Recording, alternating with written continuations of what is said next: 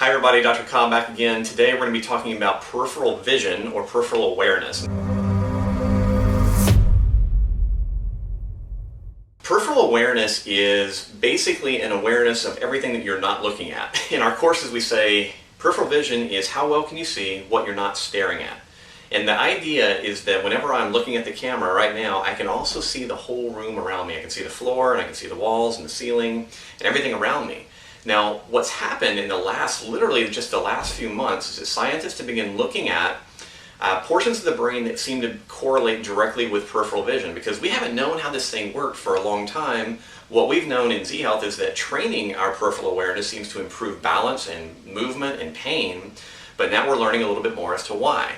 So what they found is that your peripheral vision, your awareness of what's around you in space, has a unique circuit in the brain, and most interestingly to me, that circuit connects to a lot of other stuff in the brain. It connects to emotions, it connects to movement control, and also how you think.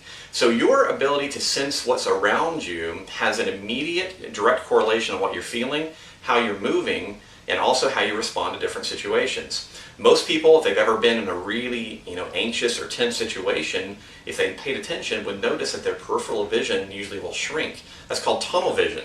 So what we say in Z-Health is that as your threats go up, you develop this tunnel vision effect, and as a result, life becomes a little bit more scary. Now, the researchers are specifically looking at peripheral awareness because of its impact on Alzheimer's. What they found is that the area of the brain that controls this peripheral vision process is one of the first things to deteriorate when people have Alzheimer's disease. And what we see with Alzheimer's are people that have cognitive impairment, they move poorly, and they fall a lot. And all of those things can be directly correlated to how well you're able to see what's around you. Now, what do we do about that? Really, really simple drill. You have probably seen some of our other posts where we talk about relaxation and doing a body scan. But what I'm going to talk about today is how to begin paying attention to your peripheral fields of vision, because this is one of the biggest things that we teach our athletes. So what I'm going to have you do is I want you to stand or sit comfortably, take 2 or 3 breaths in and out, in through your nose, out through your mouth, really focusing on the exhalation part, and just try to relax. Now, if you've seen the blog where I talk about doing a body scan, do a quick body scan. And basically all that means is pay attention starting at your feet, working all the way up through your body, thinking about the front, the back, and the sides, and notice where you have tension, and try to let it go. Now, from there, I want you to pick a target to look at. So look at the wall in front of you, maybe focus on a picture, whatever that you can see clearly. And then as you look at it, I want you to gradually and comfortably try to see what's above you without moving your eyes up.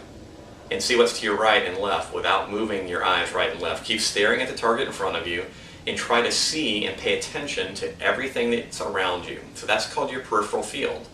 Now, what you'll notice is if you take your hands out and you move them a little bit, you should still be able to see that movement. Your peripheral field of vision is really good at picking up motion. And so one of the things that we do to challenge our athletes often is we have them take their arms out until they can't see the motion, and then bring it in until they can. And then over time, we try to have them expand their ability to pick up that movement in each of these different fields, out, right and left, and high and low.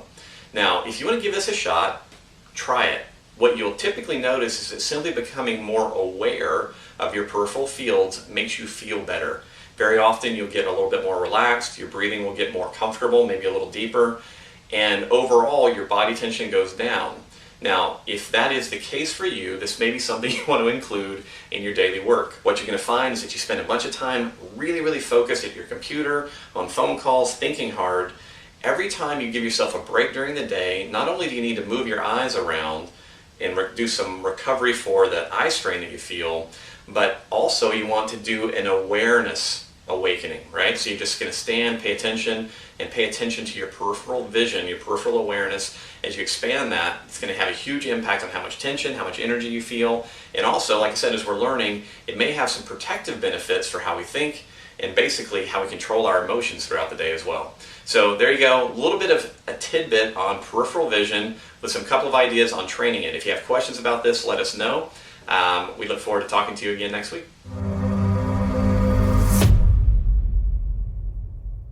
Rolling. Ta-da. For sure this time. Today we're going to discuss one of the most fundamental but let me try that again. Okay. Addendum rolling.